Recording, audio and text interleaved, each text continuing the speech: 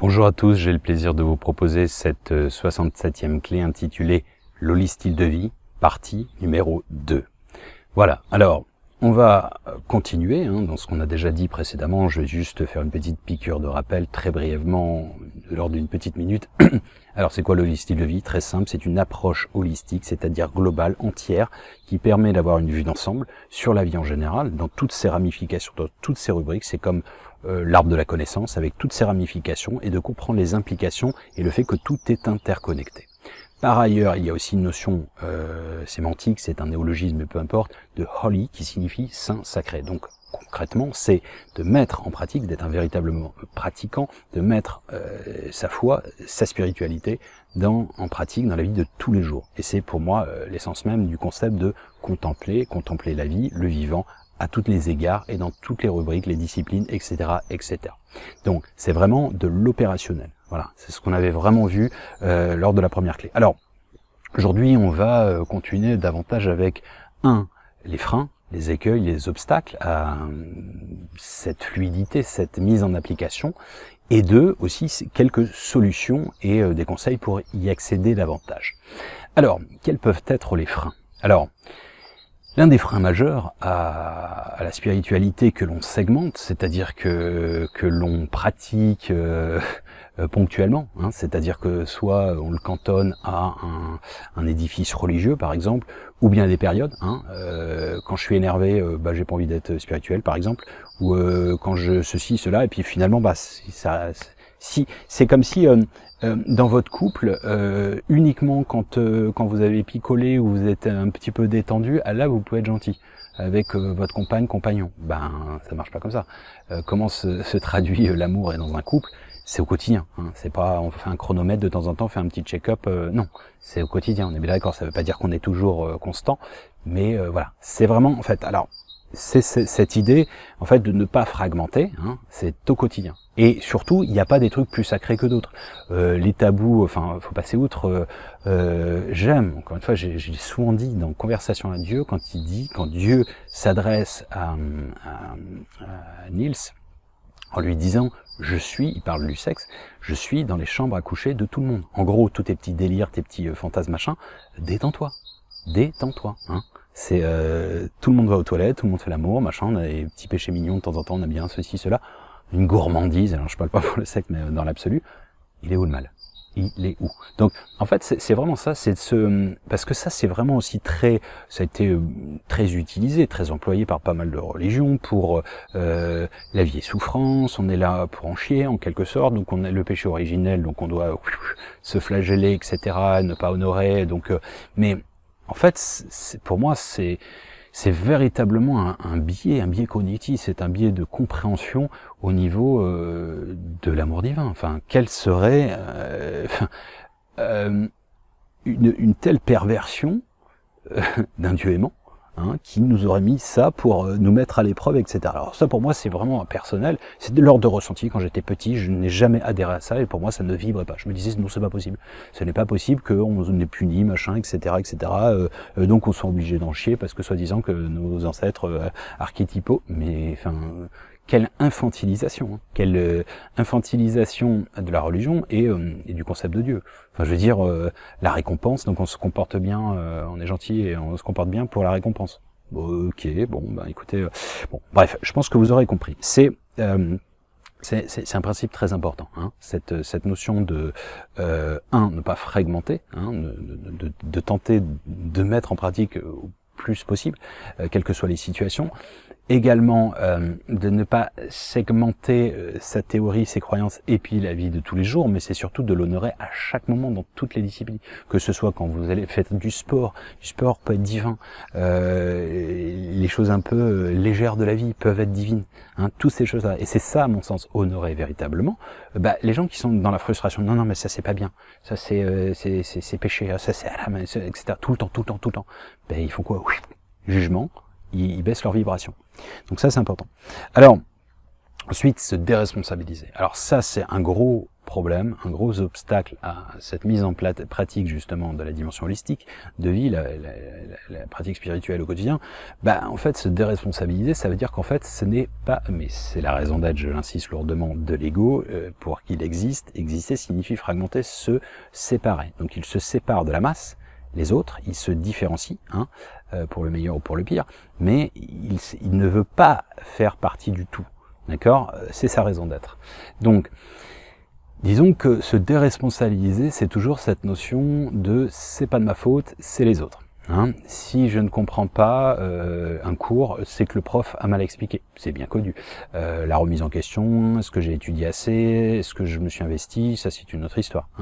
Bon, c'est toujours plus facile de reprocher au miroir de vous renvoyer votre laideur. Si tant est qu'il ne soit pas déformant. Mais ce que je veux dire par là, c'est que la déresponsabilisation, elle est propre à l'humain. D'accord? Elle est normale, on va dire. Mais c'est pour ça que c'est intéressant d'être aussi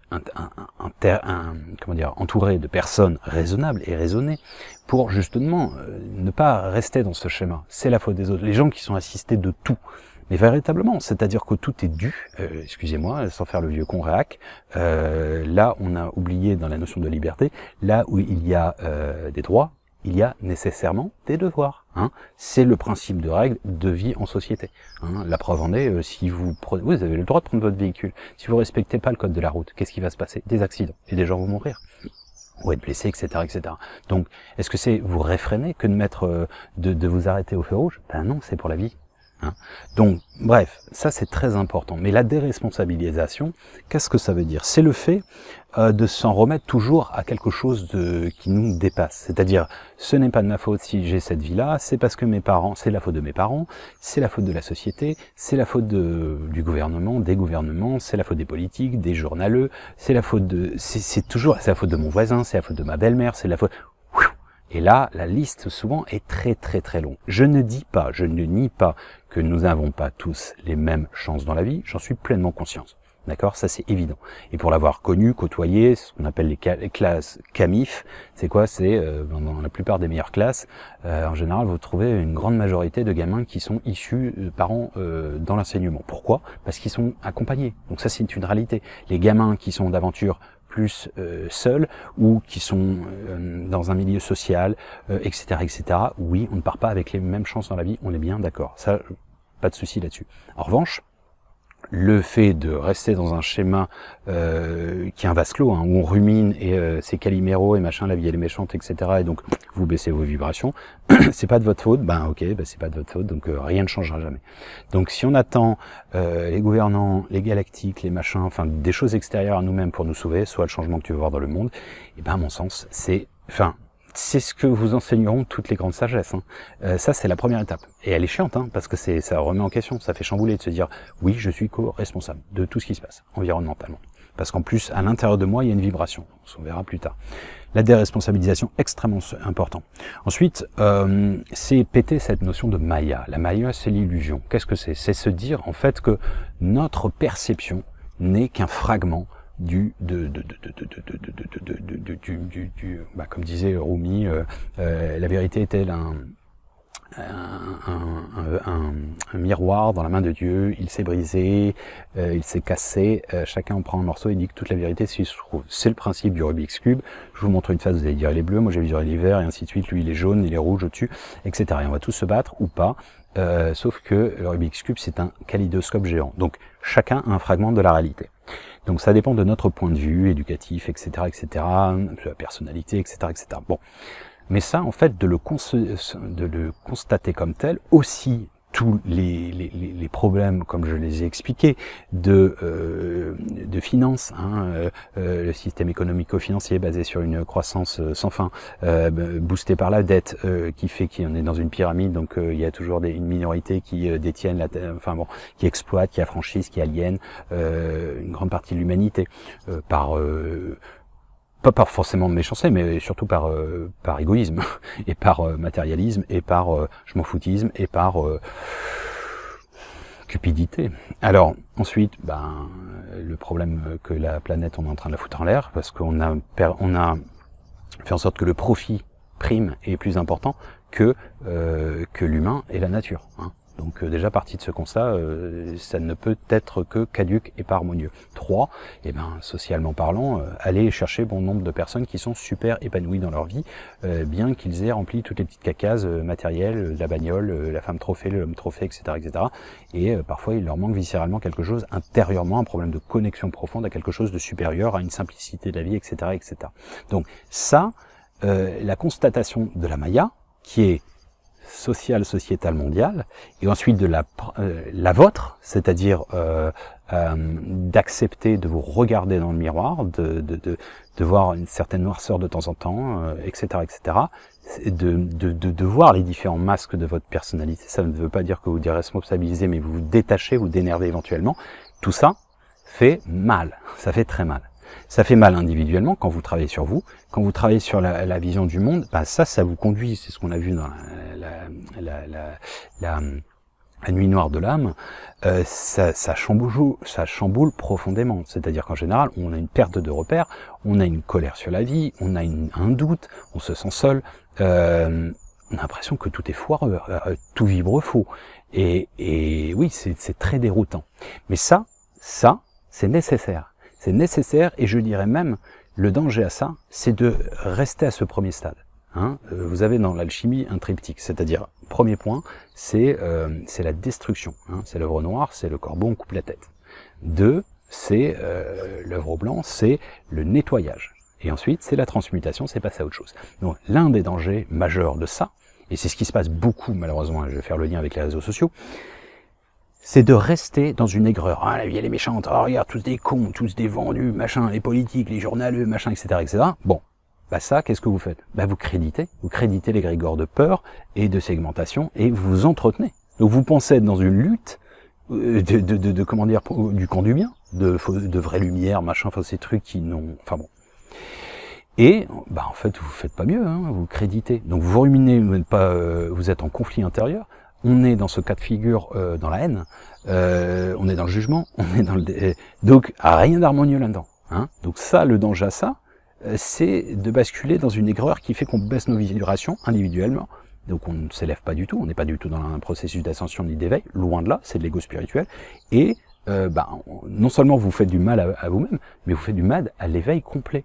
C'est-à-dire qu'il y a, dans la notion de résonance, qu'on verra plus tard, vous avez... un effet papillon, domino, d'accord? Donc c'est très dangereux. Et ça, c'est pas marginal, c'est fréquent, ça arrive très fréquemment. Donc les réseaux sociaux, j'insiste lourdement, je l'ai dit plein de fois, malheureusement, souvent c'est des pogroms, c'est les algorithmes qui ont fait que, donc en fait il y a une polarisation de la société où les gens sont renforcés dans leurs croyances. S'ils sont plus de droite, ils vont avoir que des trucs comme ça, ou inverse, ou extrême, etc. Et pareil dans la spiritualité, ou dans les formes de conspiration, dans les fake news, etc., etc. Je ne dis pas qu'il n'y a pas des vérités dans les conspirations. La preuve, je vous ai déjà dit, l'anthrax, c'est un fait réel, etc., etc. Le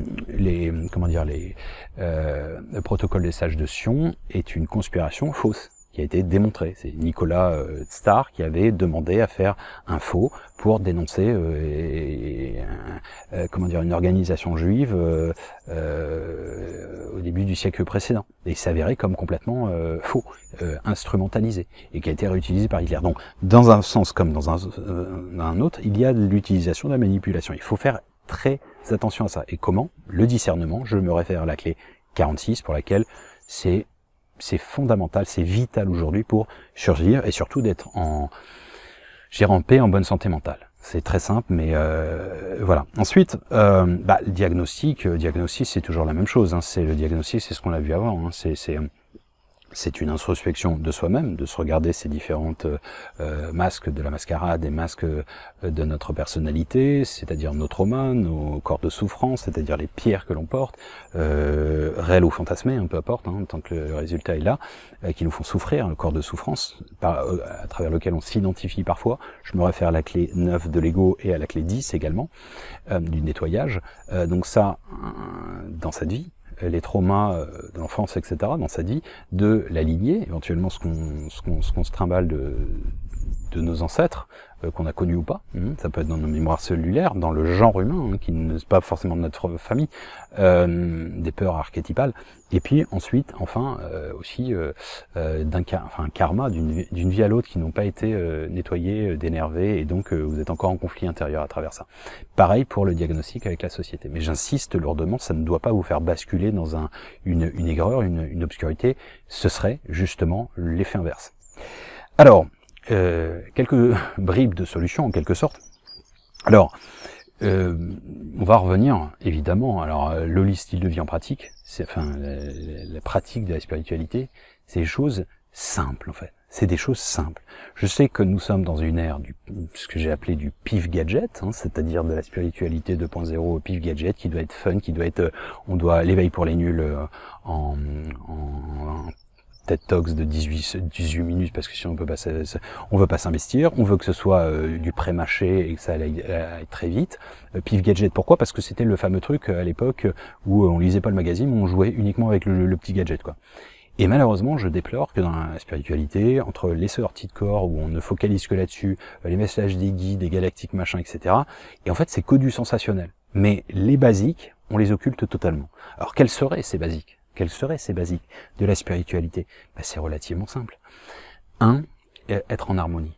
Ah ouais, alors j'ai déjà expliqué, vous avez 65 clés entre la 20 et la 21, entre la 40 et 41e clé, vous avez 60 techniques, et même sage passage, vous en avez 65.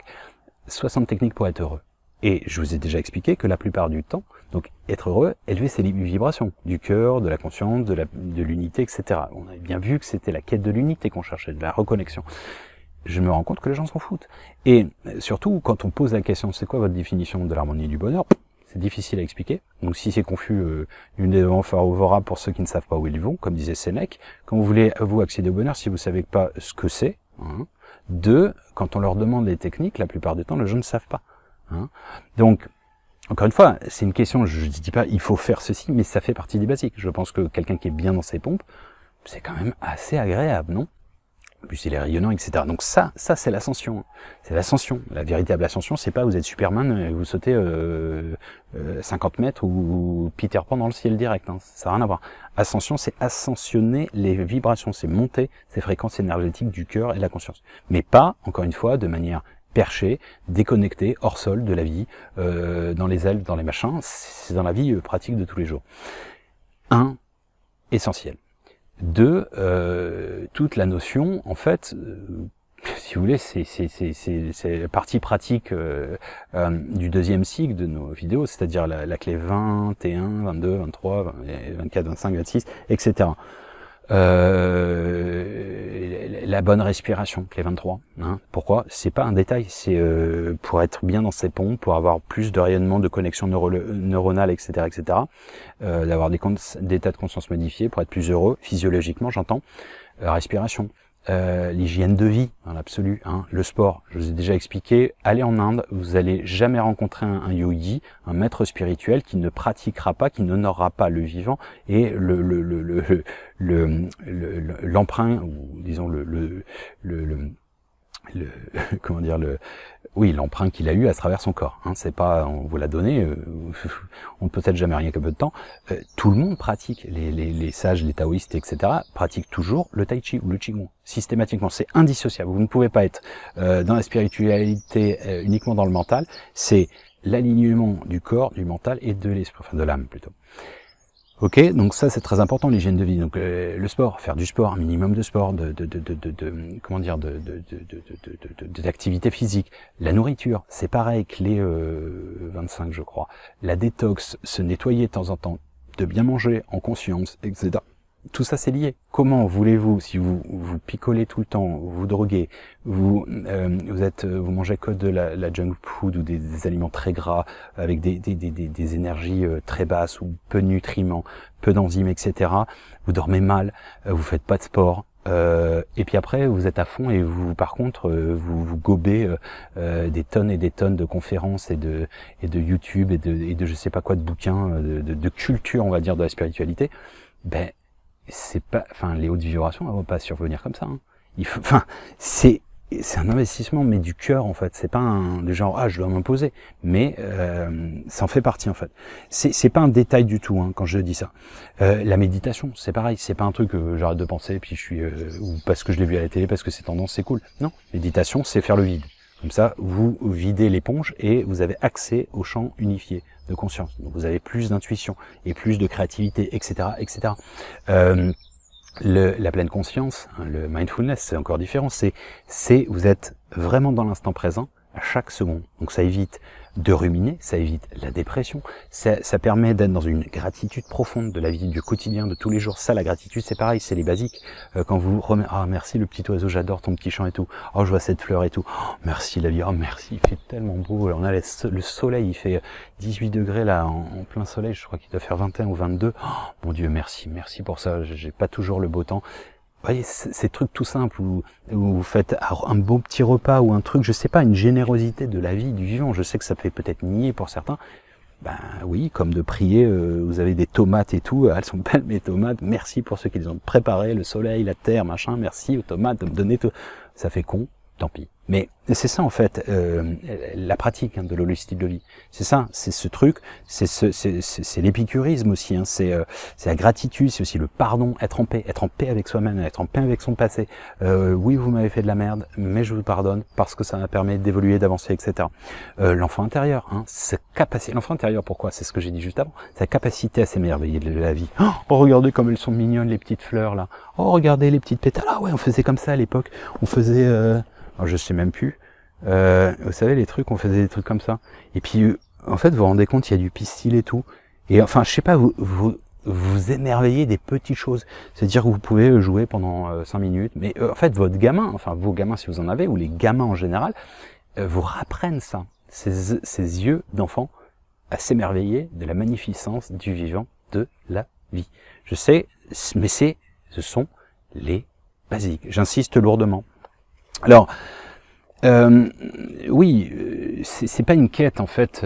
En fait, vous pouvez transcender la réalité, c'est ça, de passer de l'ordinaire à l'extraordinaire, c'est ça.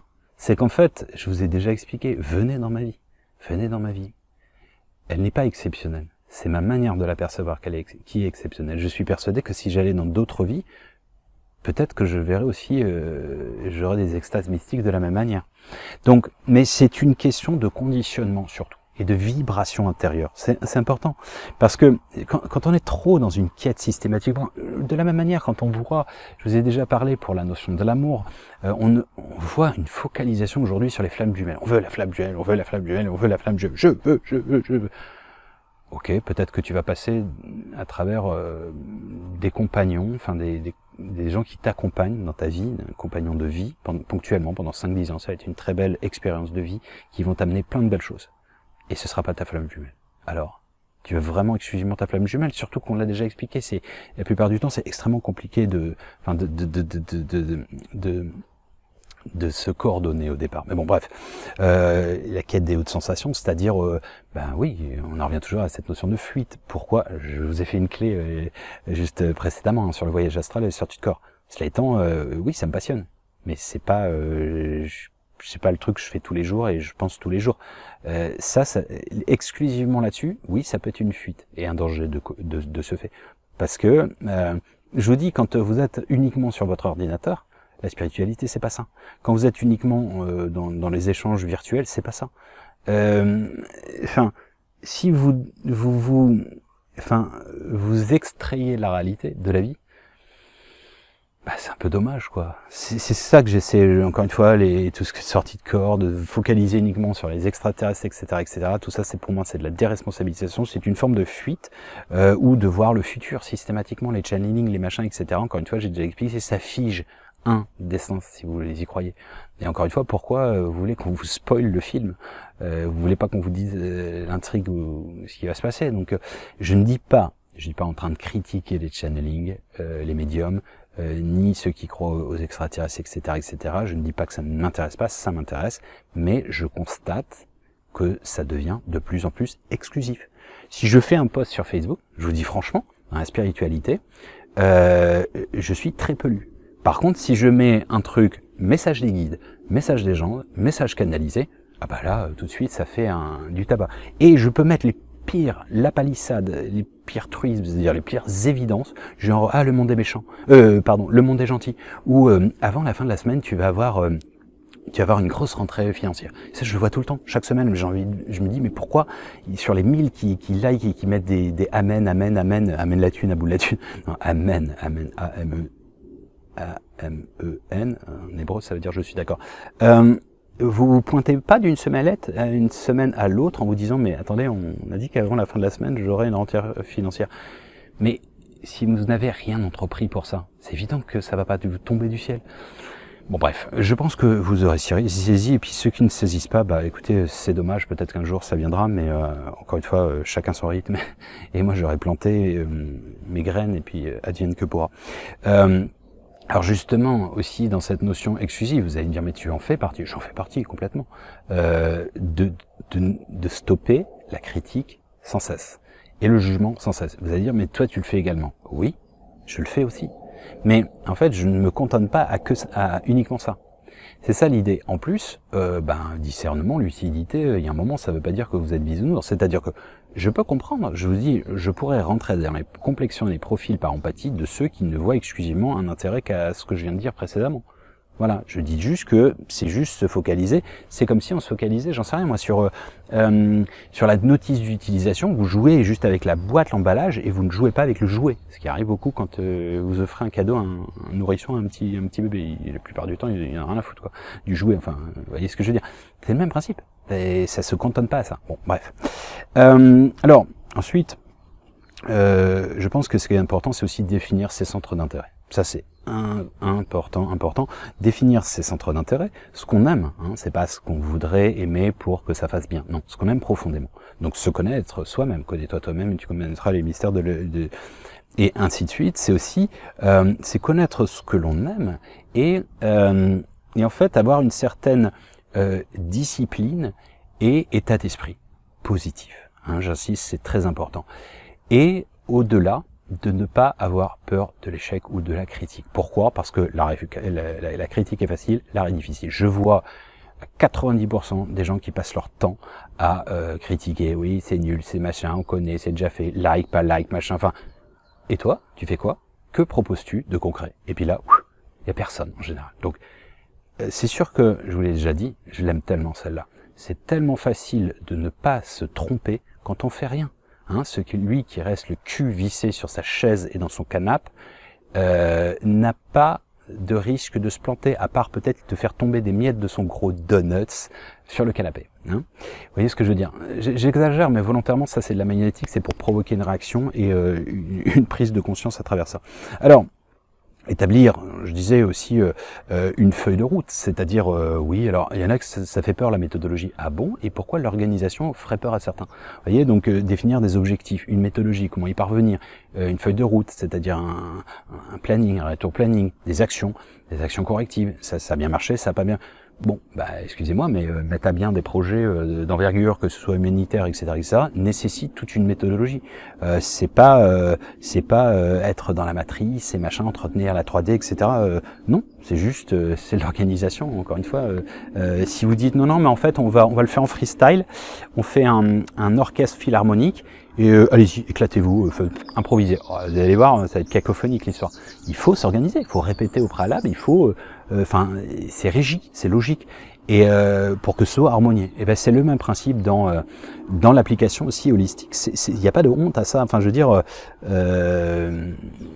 ça fait partie du jeu en fait, en quelque sorte. Bon. Et encore une fois, c'est pas le truc coaching de vie, voilà, rentabilité, machin, retour sur investissement. Non, j'insiste lourdement, c'est l'organisation.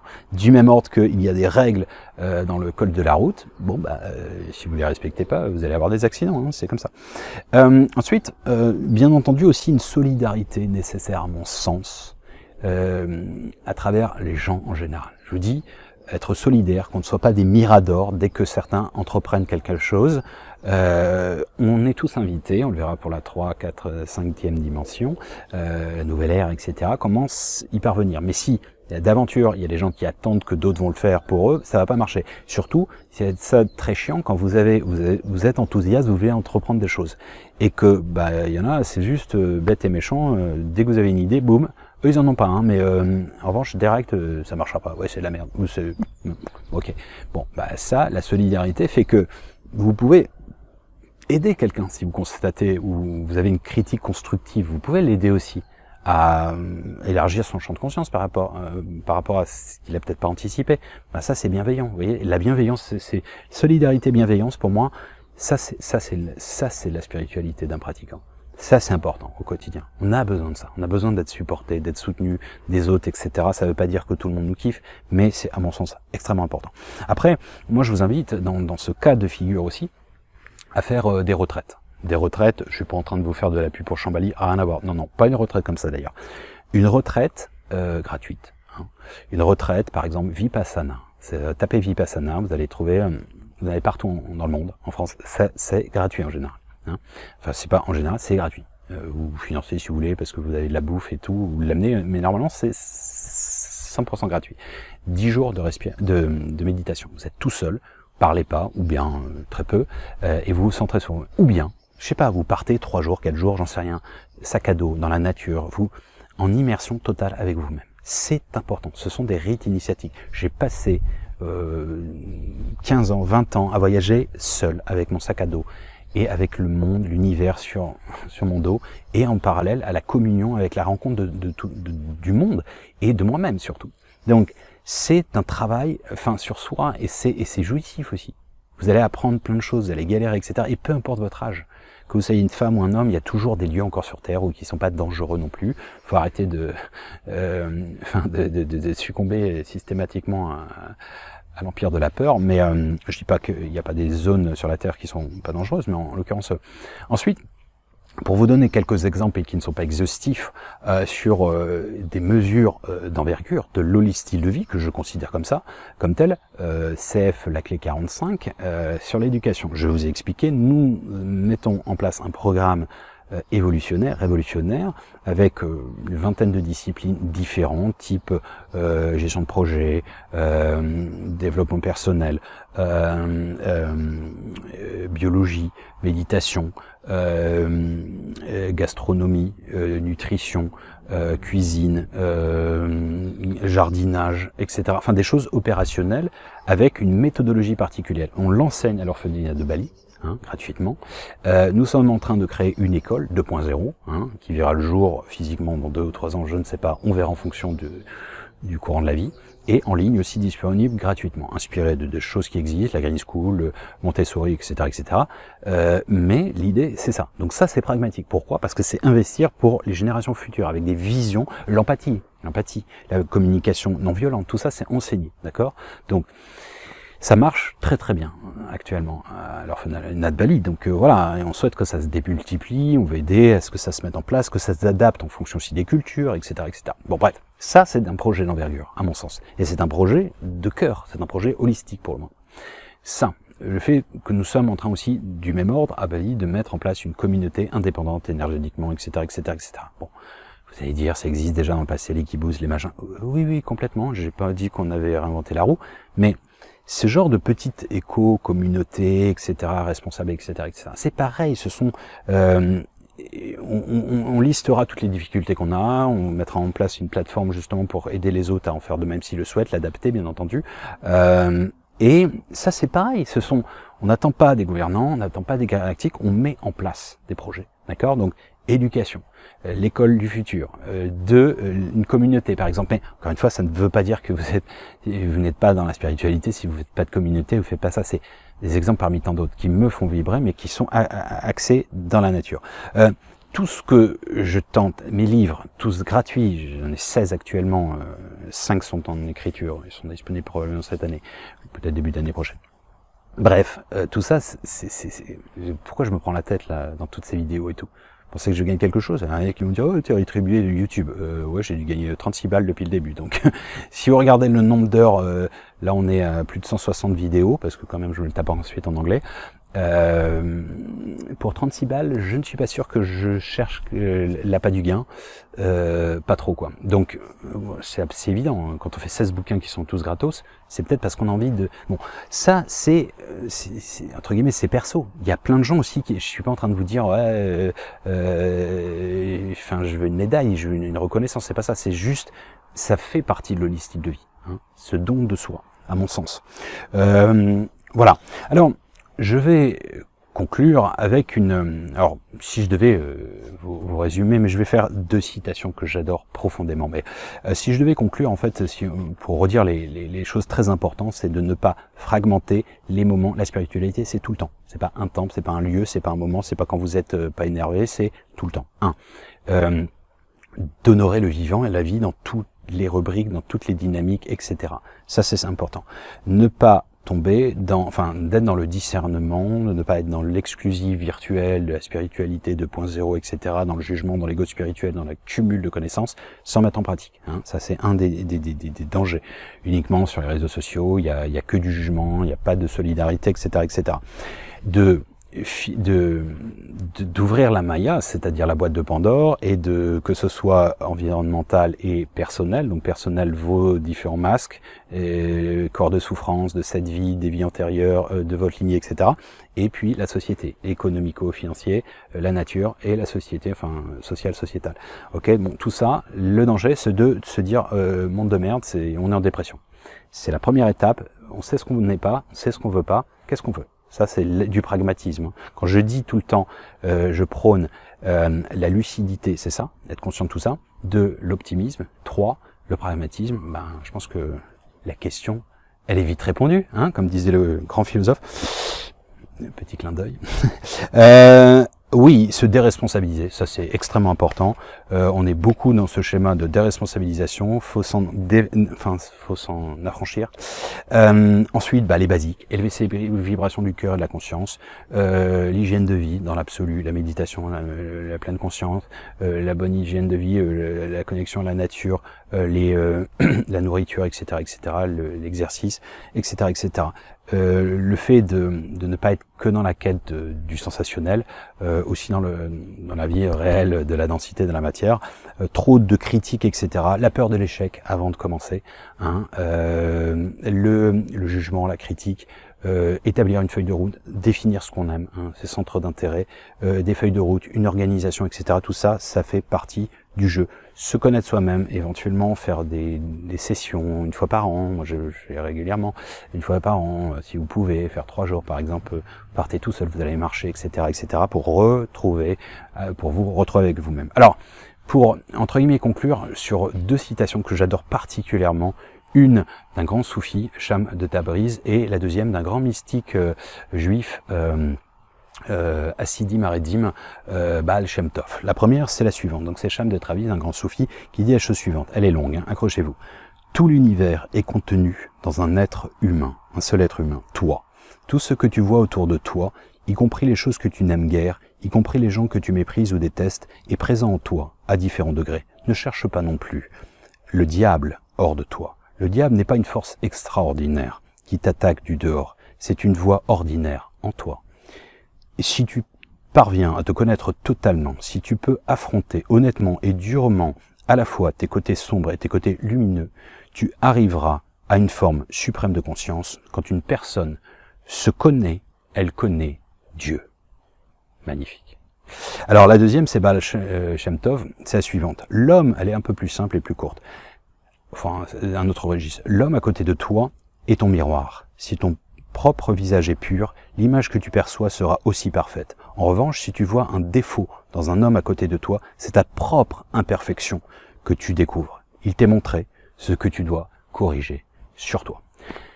Voilà, il s'agit juste d'une clé pour tenter de vous aider un chapitre d'une des clés pour tenter de façonner le passe-partout de la clé des champs, de la clé du cœur, de la conscience, du champ unifié, de ce que vous voulez. Comme vous savez, tous les chemins mènent à Rome et au Dôme, à bon entendeur. Salut!